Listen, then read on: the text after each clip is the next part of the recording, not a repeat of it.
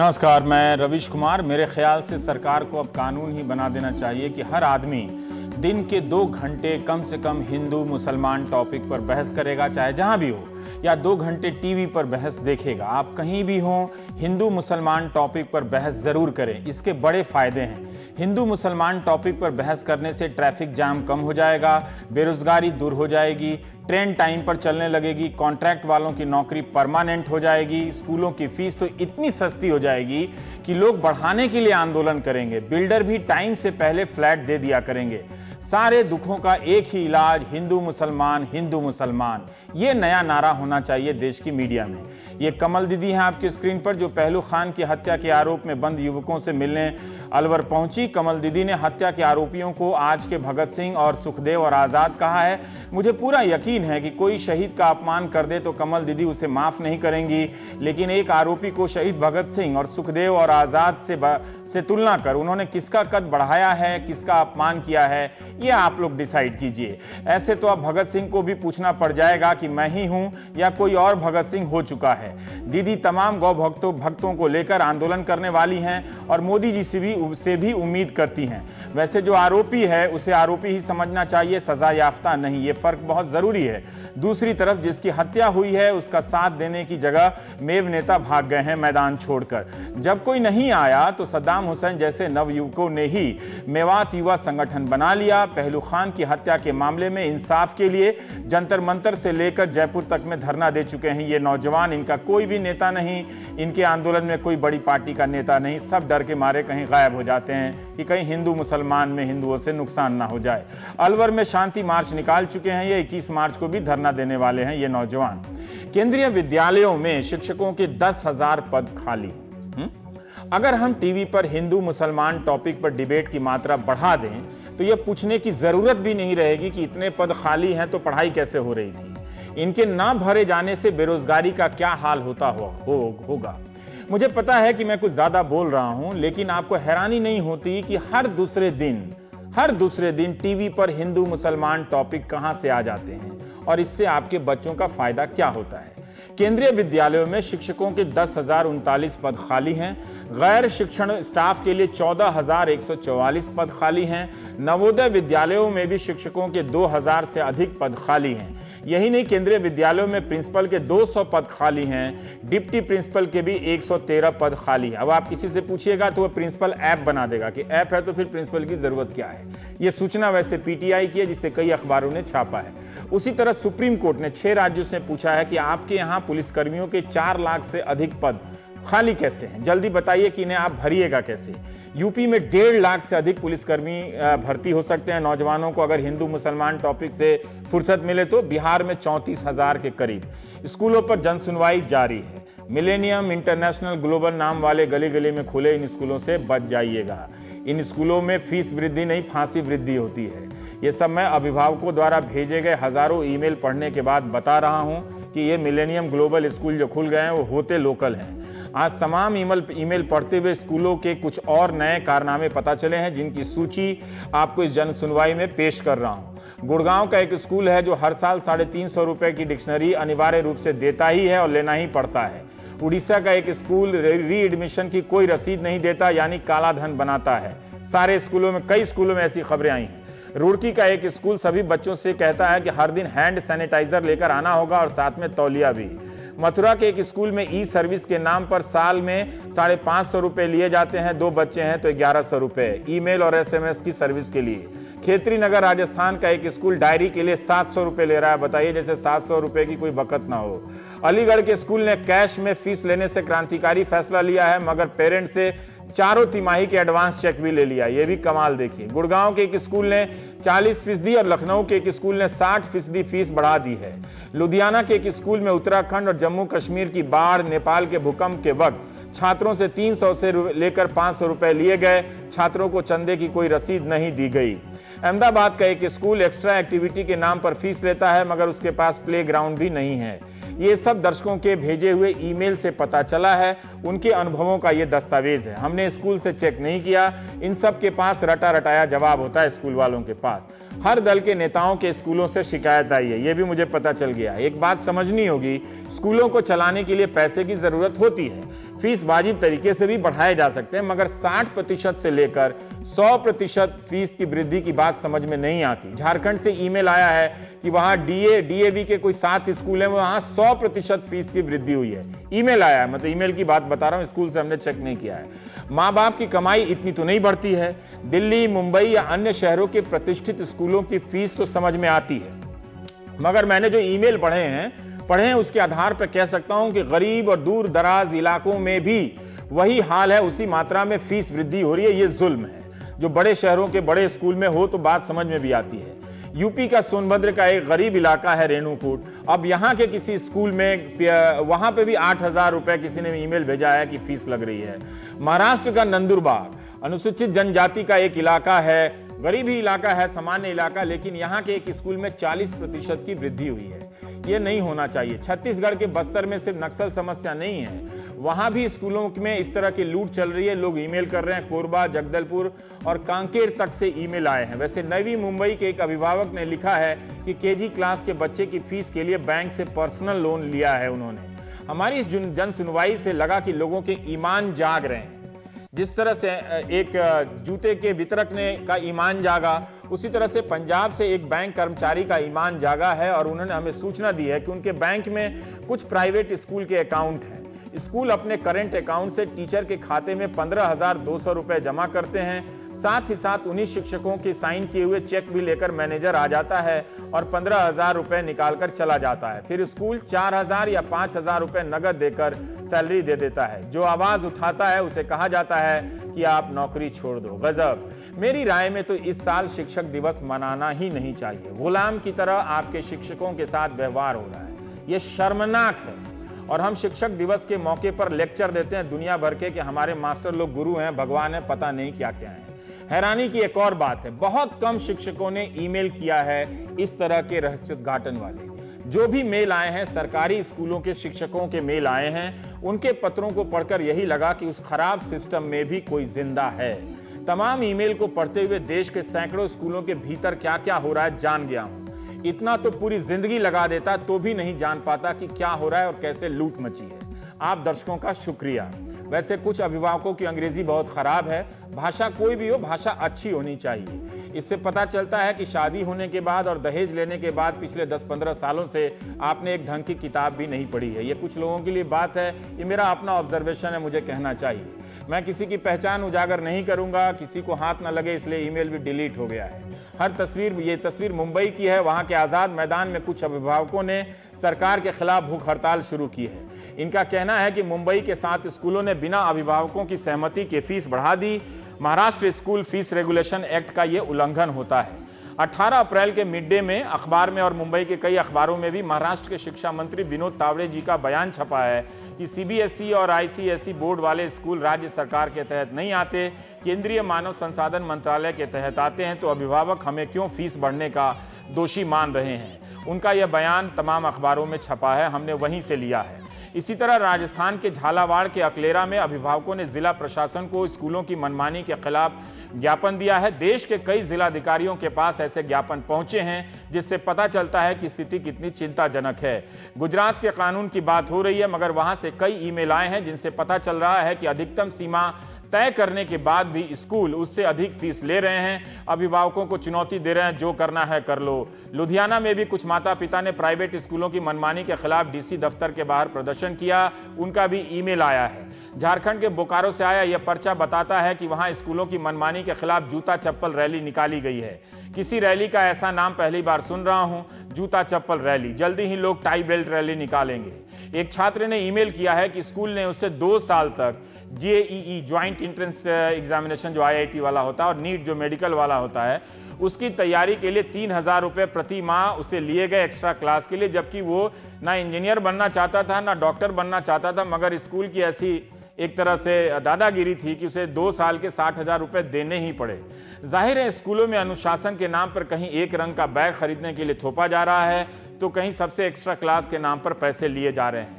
और शिक्षकों के साथ जो चेक देकर और पैसा कम निकाला जा रहा है, इस पे तो तुरंत कार्रवाई होनी चाहिए। और प्रधानमंत्री को तो निश्चित रूप से 1 घंटे के भीतर ऐसा कोई तरीका निकालना चाहिए कि कोई कुछ भी कर ले स्कूल में, बिना नगद का कोई भुगतान ही ना हो पाए। मतलब वो कैशलेस वाला जो वो कहते हैं, अगर उससे भ्रष्टाचार दूर होता है तो। इस बीच सीबीएसई ने 13 स्कूलों को नोटिस जारी किया है। DPS Bhopal, pillars public school Gorakhpur, असल में दिल्ली के भी स्कूल के नाम है लेकिन मैं बाहर वाला पढ़ रहा हूं ताकि आपको रेंज पता चले। Rajni public school Bulandshahr, Bal Niketan junior high school, sir Syed public school, ये वाराणसी के 2 स्कूल हैं। दिल्ली के भी 2 स्कूल है, DPS RK Puram, DPS Mathura road. इन सब के खिलाफ अलग अलग कारणों से शिकायतें हैं, उसका डिटेल मैं यहाँ नहीं दे रहा हूँ, उसकी वेबसाइट पर है। सीबीएसई ने फिर से एडवाइजरी में दोहराया कि स्कूल किताब, नोटबुक, स्टेशनरी, यूनिफॉर्म नहीं बेचेंगे और बोर्ड के नियमों का पालन करेंगे। स्कूल बिजनेस नहीं है बल्कि ये समाज सेवा है। सभी स्कूलों से कहा गया है कि वे एनसीईआरटी या सीबीएसई की ही किताबों का इस्तेमाल करें, अलग से किताब खरीदने के लिए मजबूर ना करें, अभिभावकों पर अलग से किताब खरीदने का दबाव ना बनाएं। इस तरह के निर्देश तो राजस्थान के शिक्षा मंत्री ने भी जारी किए हैं, लेकिन फिर भी वहां लोग घूम रहे हैं पर्चा ज्ञापन लेकर और जिलाधिकारियों को ज्ञापन दे रहे हैं। अब सवाल है कि जिन्हें बाध्य किया गया है अधिक दाम पर चीजें खरीदने के लिए, क्या सीबीएसई के इस निर्देश के बाद उनके पैसे वापस हो जाएंगे? जिन्हें 800, सोचिए तिनसुकिया असम से मेल आया है कि 800 रुपए की यूनिफॉर्म जो है वो हमें 1700 रुपए में खरीदनी पड़ी, तो क्या उनके 900 वापस होंगे? जिन्होंने 800 के जूते की जगह 2000 के जूते या 3000 के जूते खरीदे हैं, क्या उन्हें पैसा वापस होगा?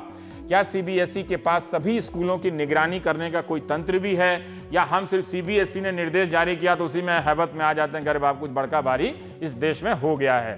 प्राइम टाइम में हम बात करेंगे। अनुभा सहाय जी हैं, आप सदस्य हैं ऑल इंडिया पेरेंट्स एसोसिएशन के। जयंत जैन जी हैं, आप सदस्य हैं forum for fairness in education. Jayant Jain ji, आप हमें बताएं जरा सा कि आज आप लोगों ने जो धरना प्रदर्शन दिया उसकी एक संक्षिप्त सूचना तो हमने दर्शकों को दी, लेकिन मैं जानना चाहता हूं कि क्या ऐसा हुआ है कि वहां के शिक्षा मंत्री कहते हैं कि सीबीएसई से जुड़े जितने स्कूल हैं उनका मामला केंद्रीय मानव संसाधन मंत्रालय के तहत आता है, अगर मीडिया ने ठीक छापा है उनके बयान को। तो मैं ये जानना चाहता हूं कि महाराष्ट्र का जो एग्जामिनेशन रेगुलेशन फी एक्ट है वो क्या वहां महाराष्ट्र में चल रहे सीबीएसई के तहत चलने वाले स्कूलों पर लागू नहीं होता है? देखिए, जहां तक महाराष्ट्र गवर्नमेंट का जो फी रेगुलेशन एक्ट है वो सभी के लिए लागू है। एक्ट में क्लियर लिखा गया है कि कोई भी बोर्ड की स्कूल हो, सीबीएसई हो, आईसी हो या इंटरनेशनल बोर्ड हो, ये एक्ट सभी के लिए लागू है। वो एक्ट आपने ठीक से पढ़ा है? वो आपने हाँ जी, मैंने ठीक से, हाँ मैं स्पष्टता जानना चाहता हूं। हाँ, एकदम ठीक से पढ़ा है। उस पर क्लियर लिखा गया है कि कोई भी बोर्ड की स्कूल हो, इररिस्पेक्टिव ऑफ बोर्ड, ये एक्ट सभी के लिए लागू है।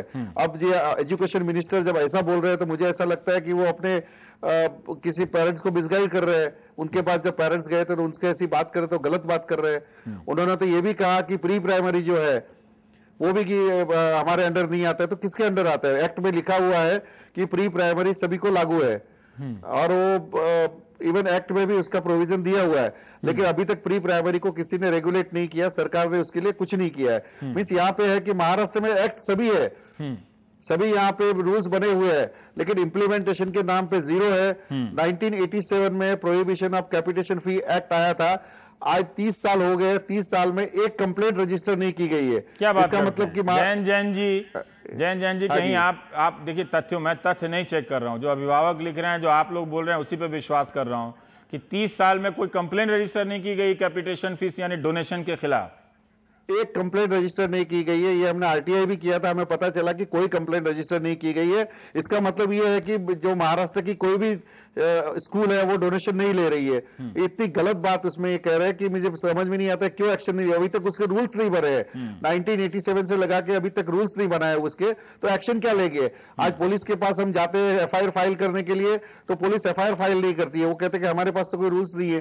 तो ये है कि कहीं ना कहीं ऐसा लगता है मिली भगत है, जो लोगों को लूटा जा रहा है यहाँ पे, और ये पॉलिटिकल और जो बिल्डर की लॉबी है जो ये स्कूल्स और जो कॉलेजेस चलाती है, तो कहीं न कहीं इनके ऊपर एक्शन नहीं होती है। हम तो इतने 23 साल से मैं ये फाइट कर रहा हूँ, लेकिन आज तक मैंने देखा है कि कोई रूल्स जो फॉलो नहीं किए जाते। सभी स्कूल्स डोनेशन ले रहे, हजारों रुपए पेरेंट्स से निकलवाते। देखिए, फीस एक रहती है ट्यूशन फी, लेकिन ट्यूशन फी को छोड़ के बुक्स यूनिफॉर्म्स के 30-40 हजार रुपए निकाल लेते, जो फीस से ज्यादा रहते। लेकिन आज तक हाईकोर्ट का ऑर्डर, हम खुद forum for fairness in education 2003 में हाईकोर्ट में गए थे। हाईकोर्ट ने क्लियर ऑर्डर दिया हुआ है कि आप ये सब यूनिफॉर्म बुक्स वगैरह नहीं बेच सकते, लेकिन महाराष्ट्र सरकार ने आज तक एक स्कूल के खिलाफ भी एक्शन नहीं लिए है। जहाँ की 30-40 हजार रुपए बुक्स और यूनिफॉर्म, स्टेशनरी आइटम, जूते, फिर कराटे, इसके कभी किसी किट स्कूल वगैरह की बेचते हैं। मान्यता रद्द हुई है महाराष्ट्र में ही, वहां के स्कूलों में कोई मान्यता रद्द हुई है किसी की कि आप इस तरह के? नहीं रवीश जी, ये सिर्फ रिक्वेस्ट करते हैं, विनंती करते हैं कि आप ये मत कीजिए। उनके आप लेटर देखेंगे तो हंसेंगे कि उनको विनंती की जाती है कि आप ऐसा मत कीजिए, नहीं तो एक्शन हम लेंगे। लेकिन आज तक एक स्कूल की मान्यता रद्द नहीं हुई है। मान्यता रद्द करने की क्यों बात करते हैं? इनके पास देखिए प्रोविजन और भी है कि वह एडमिनिस्ट्रेटर अपॉइंट कर सकते हैं। वो नहीं करेंगे। मान्यता रद्द करेंगे तो पेरेंट्स बोलेंगे कि नहीं, मान्यता मत रद्द कीजिए, क्योंकि उनके बच्चे कहाँ जाएंगे। तो वो हमेशा धमकी देंगे कि हम मान्यता रद्द करेंगे, लेकिन मान्यता रद्द होती नहीं है। उनके पास दूसरे प्रोविजन है, वो यूज नहीं करेंगे, एफआईआर फाइल नहीं करेंगे, उनके ऊपर एक्शन नहीं लेंगे, उनको जेल नहीं होगी, लेकिन धमकी यही देंगे कि हम मान्यता रद्द करेंगे तो बच्चे कहाँ जाएंगे। ठीक है, अनुभा सहाय जी आ गई हैं। पहले यहाँ दिल्ली से, जब दिल्ली आई हुई थी, दिल्ली के स्टूडियो में थी। आप ऑल इंडिया पेरेंट्स एसोसिएशन की सदस्य हैं। अनुभा जी, थोड़ा हम जानना चाहते हैं कि महाराष्ट्र में अभी देखिए जितनी शिकायतें आ रही हैं उससे ये लग रहा है कि जो प्राइवेट स्कूल सीबीएसई के तहत चलते हैं उन्हीं में ये इस तरह की चीज़ें हैं। पर थोड़ा आप मुझे बताएंगे कि देश भर में क्या राज्यों के बोर्ड के तहत भी प्राइवेट स्कूल चलते हैं, या जितने भी ये प्राइवेट जिन्हें हम समझते हैं वो सिर्फ सीबीएसई के तहत ही चलते हैं? इसमें मैं थोड़ी स्पष्टता चाहता हूँ आपसे। हाँ रवीश जी, एक बताना चाहूँगी कि state board, CBSE board, ICSE board और इंटरनेशनल बोर्ड, आईजीसीएसई बोर्ड, ये और भी बहुत सारे बोर्ड्स हैं, कैम्ब्रिज बोर्ड है, ये सारे जो बोर्ड्स हैं हर स्टेट में पूरा ऑल ओवर इंडिया चल रहे हैं आज की डेट में। महाराष्ट्र में भी हैं, तमिलनाडु है, राजस्थान, पंजाब, हरियाणा, मध्य प्रदेश, छत्तीसगढ़, हर जगह आप देखेंगे तो आईसीएसई, सीबीएसई, ये सारे बोर्ड्स हैं और स्टेट बोर्ड भी हैं। जो सीबीएसई स्कूल्स को सीबीएसई के रूल्स लागू होते हैं। जहाँ जितने भी स्कूल्स हैं उसमें लिखा हुआ है कि सीबीएसई स्कूल्स जो हैं वहाँ पर एक स्कूल मैनेजमेंट कमिटी होगी। स्कूल मैनेजिंग कमिटी जो होगी वही फी प्रपोज करती है इन सीबीएसई स्कूल्स में। नहीं, मेरा एक सवाल है बुनियादी कि क्या जैसे बिहार बोर्ड हुआ, यूपी बोर्ड हुआ, महाराष्ट्र बोर्ड हुआ या मध्य प्रदेश बोर्ड हुआ, राज्यों के अपने बोर्ड, ये लोग भी, इनके तहत भी प्राइवेट स्कूल खुलते हैं क्या? बिल्कुल खुलते हैं, बिल्कुल खुलते हैं। जितने भी स्टेट बोर्ड्स हैं वो भी प्राइवेट होते हैं। और उनके यहाँ भी इस तरह के जो समस्याओं पर हम बात कर रहे हैं पिछले बुधवार से, यही तरह की समस्याएं हैं उन स्कूलों में भी? मैम, उन स्कूलों में भी इसी तरह की समस्या आती है। और स्टेट बोर्ड में भी बहुत से एडेड स्कूल भी होते हैं जहाँ पे टोटली जो एजुकेशन फ्री होता है। बट हमारे पास ऐसी कंप्लेंट्स आई हैं कि एडेड स्कूल वाले भी पैसा ले रहे हैं पेरेंट्स से। ये मैं आपसे अभी जो जैन झा साहब कह रहे थे कि महाराष्ट्र फी रेगुलेशन एक्ट में ऐसा प्रावधान है कि शिकायत मिले तो वो प्रशासक नियुक्त कर सकते हैं, एडमिनिस्ट्रेटर नियुक्त कर सकते हैं, जो स्कूल का पूरा ऑडिट कर सकता है, देख सकता है कि ये मुनाफा है या नहीं, फीस बढ़ाना या दुकान का। तो क्या ये सचमुच, मतलब सारे नेताओं के तो स्कूल हैं उधर, तो पार्टी का नाम लेने से क्या फायदा? मतलब जनता को भी पता है और जनता भी उन्हीं पार्टियों पर फिदा है, तो जनता को भी बताने से कोई फायदा नहीं। लेकिन फिर भी मैं ये जानना चाहता हूँ, हाँ उसको पता है जनता को कि ये उसी पार्टी के नेता का स्कूल है, वही पार्टी लोग भड़काए हुए हैं, कभी इस मुद्दे पे कभी उस मुद्दे पे, सारे लोग हर पार्टी का, लेकिन वो जाके उनको दीवाने की तरह उनको वोट करते हैं और कभी ये फीस के मामले को वो उस तरह से चेक नहीं करते हैं। पर मैं आपसे जानना चाहता हूँ, क्या ये सचमुच है, इसमें विश्वास करना चाहिए कि इन स्कूलों के खिलाफ कोई भी एक्शन नहीं हुआ जैसा जैन जी कह रहे हैं? जैन सर ने जो बताया वो बिल्कुल सही है। ट्रांसफर ऑफ मैनेजमेंट एक्ट है महाराष्ट्र में, कई सालों से है, 30 ईयर से ज्यादा हो गए, बट आज तक उस एक्ट का इम्प्लीमेंटेशन नहीं हुआ। पेरेंट्स ने जितनी भी कंप्लेंट करी हैं, बहुत सारी कंप्लेंट्स हम लोगों ने खुद की है कि एडमिनिस्ट्रेटर अपॉइंट किया जाए इन स्कूल्स में जो रूल्स फॉलो नहीं कर रहे हैं। स्टेट गवर्नमेंट के रूल्स, आईसीएसई बोर्ड के रूल्स, सीबीएसई बोर्ड के rules, right to education act के रूल्स जो स्कूल्स नहीं फॉलो कर रहे हैं, इनके ऊपर अपॉइंटमेंट आप अपॉइंट करिए एडमिनिस्ट्रेटर। बट हमको जवाब ये मिलता है कि हमारे पास मैन फोर्स नहीं है, हमारे पास कमी है, हमारे पास ऑफिसर्स नहीं है जो इन स्कूल्स के ऊपर निगरानी रखें। जो कि ये बात सही भी हो सकती है, ये बात सही भी हो सकती है, क्योंकि मैंने ये सवाल पूछा था सीबीएसई के सिलसिले में भी कि सीबीएसई के जितने भी स्कूल हैं, मुझे ठीक संख्या नहीं मालूम, अखबारों में लिखा 18,000 स्कूल हैं शायद, जितने भी हैं, उन स्कूलों की निगरानी करने के लिए सीबीएसई के पास क्या स्ट्रेंथ है, क्या तंत्र है? कोई ऐसा कोई तंत्र तो है नहीं। तो वो जरूर जिलाधिकारियों पर निर्भर करती होगी सीबीएसई जैसी संस्था, या किसी और अपनी बनाई हुई संस्था पे करती होगी। उसके पास ऐसा कोई फ्लाइंग स्क्वाड जैसी कोई टीम होती है क्या? उनकी टीम होती है जो इनको एफिलिएशन देती है। हाँ। प्रोविजनल एफिलिएशन दिया जाता है इन स्कूल्स को, इनिशियली 3 इयर्स के लिए दिया जाता है।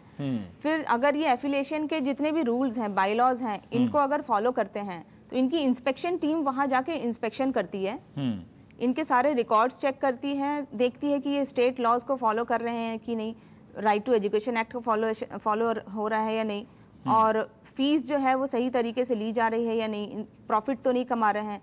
ये सब इंस्पेक्शन करके इनका जो प्रोविजनल एफिलिएशन को एक्सटेंड किया जाता है। पर ये बताइए कि तो क्या ये- सीबीएसई ने भी, हाँ। जब से आप इस तरह के आंदोलन में आप आई हैं, क्या सीबीएसई ने भी कभी किसी स्कूल की मान्यता रद्द की है? अंदाजन, अगर हम सही ना भी, हाँ? हमारे पास जितनी कंप्लेंट्स आई हैं, हाँ। हम जो न्यूज़पेपर में पढ़ते हैं, मैं तो उस पर नहीं जाना चाहूंगी, जहां सीबीएसई लिखता है कि हमने इतने स्कूल्स का एफिलिएशन कैंसिल किया, और उनके वेबसाइट में भी लिस्ट अवेलेबल है जिनकी एफिलिएशन कैंसिल की गई है। अच्छा, बट हाँ। हमारी जितनी कंप्लेंट्स गई हैं उसमें अभी तक एक भी स्कूल की एफिलिएशन कैंसिल नहीं हुई है, बस शो कॉज नोटिस इशू किया गया है कि आप ये रूल्स फॉलो करें। बहुत से स्कूल, और भी मेरे पास एक कंप्लेंट आई है कि कुछ ऐसे स्कूल्स भी हैं जिनकी एफिलिएशन कैंसिल हो चुकी है, फिर भी वो स्कूल चल रहे हैं।